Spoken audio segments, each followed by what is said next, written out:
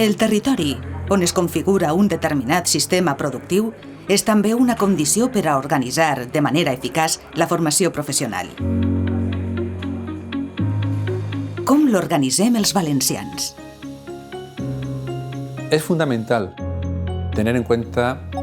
los procesos de territorialización a la hora de diseñar políticas formativas.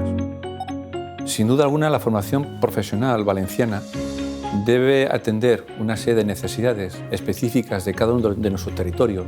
de cada una de nuestras comarcas, de cada una de nuestras áreas funcionales, en función de aquellos procesos que condicionan, determinan dicho mercado laboral.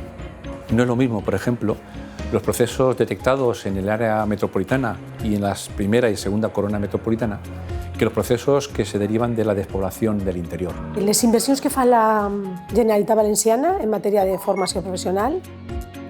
van incrementant-se any darrere d'any més del 10%, però no és prou, Necessitem un increment pressupostari major. I si és la germana pobra o no del sistema, doncs fins ara ho havia sigut. Nosaltres tenim un enllaç molt directe en el sector empresarial, primera perquè tots els alumnes tenen que fer pràctiques en empreses, el qual ens dona un feedback, una relació en associacions empresarials, en empreses